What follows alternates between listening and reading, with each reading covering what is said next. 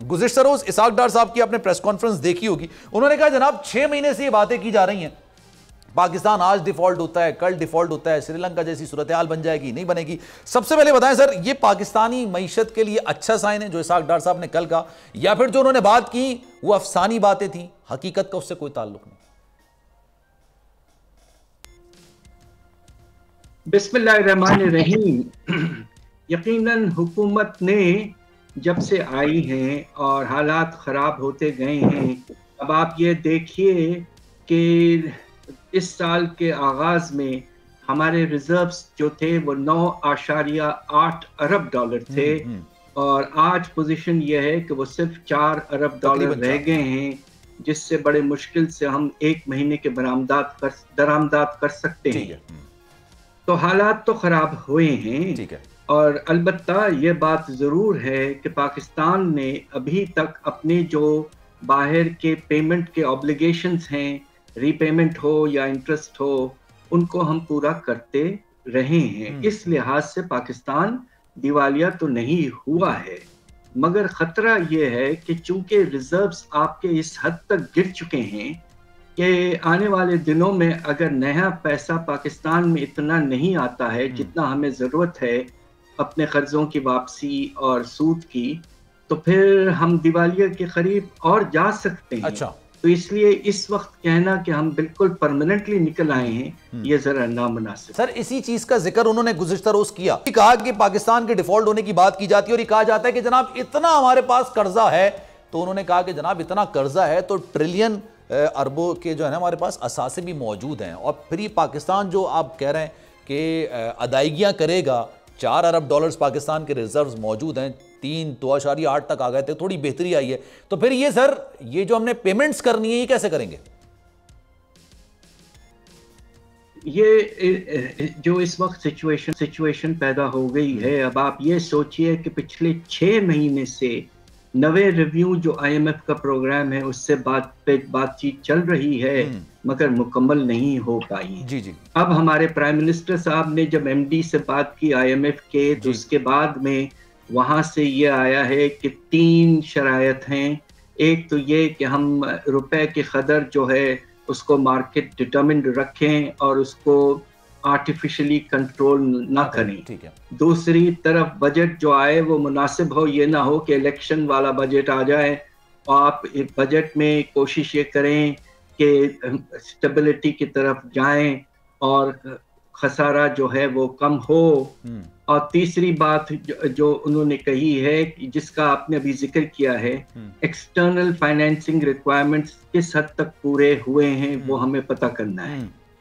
देखिए बात यह है कि अगर IMF का प्रोग्राम जो कि इस महीने के एंड में ख़त्म हो रहा है, तो अगरचे इस वक्त हम आगे नहीं बढ़ते हैं, तो उसके बावजूद अब आप देखिए कि जून के एंड में तो प्रोग्राम खत्म हो जाएगा, उसके बाद क्या नए सिरे से शुरू होगा। खतरा इस बात का ज्यादा है कि अगर जून 30 के बाद IMF का एक और नया प्रोग्राम नहीं आता है, फिर तो बाहर से जो मल्टीलैटरल डोनर्स हैं, जिस तरह वर्ल्ड बैंक है, एशियन डेवलपमेंट बैंक है, एशियन इंफ्रास्ट्रक्चर इन्वेस्टमेंट बैंक हैं, ये भी पैसा पाकिस्तान को भेजना रोक देंगे। हमारे पास इस वक्त पोजीशन ये है कि जो प्राइवेट क्रेडिटर्स हैं, यानी कि कमर्शियल बैंक्स और आपके बॉन्ड्स की फ्लोटेशन, इससे हम बिल्कुल इस साल कोई नया पैसा मुल्क में नहीं ला पाएंगे, नहीं कर सके। सही बात। इसलिए ये बहुत ही परेशान कुन बात होगी कि जब आपके बायलैटरल और मल्टीलैटरल फ्लोज भी काफी हद तक रुक जाएंगे, IMF की छतरी अगर मौजूद ना। सर बात आपकी दुरुस्त है, लेकिन सर ये जो बॉन्ड्स का आपने अपनी जगह पे, लेकिन फिर IMF ने भी कहा ना मुल्क में सियासी इस्तेहकाम लाए, तो सर ये भी जो आप खदशात का जिक्र कर रहे हैं, ये उस डोमेन के अंदर आता है या नहीं आता, या फिर इसको आप मुदाखलत कह सकते हैं, क्या कहेंगे इसको? ये देखिए, ये विद ऑल ड्यू रिस्पेक्ट ये नामुनासिब स्टेटमेंट था IMF का। ठीक है। IMF जो है वो एक मुल्क से उसका ताल्लुक होता है, एक हुकूमत से नहीं होता। ओके, ठीक है। और अब बात यह है कि पाकिस्तान के अंदरूनी हालात, अल्लाह के फजल से हम बस दुआ कर सकते हैं कि جلد سے جلد بہتری کی طرف جائیں. اس وقت بہت پریشانی ضرور ہے. میرا خیال یہ ہے کہ ان کا موٹیویشن صرف یہ تھا کہ اگر سیاسی سٹیبلٹی آ جاتی ہے تو اس سے معاشی سٹیبلٹی میں بھی اضافہ ہوگا. اس لیے شاید انہوں نے اس بات کا ذکر کیا ہے، مگر اس طرح کہنا نامناسب. تو سر یہ امریکہ اور چین کے جو معاشرات کہہ لیں یا صورتحال کہہ لیں یا دیگر معاملات کہہ لیں وہ کشیدگی کا شکار ہیں، تو کیا یہ ایک وجہ ہے کہ پاکستان کو قسط جاری نہیں کی گئی اور شاید اب تو امید بھی نہیں ہے کہ جاری کی جائے گی؟ تو کیا یہ وجہ ہو سکتی ہے؟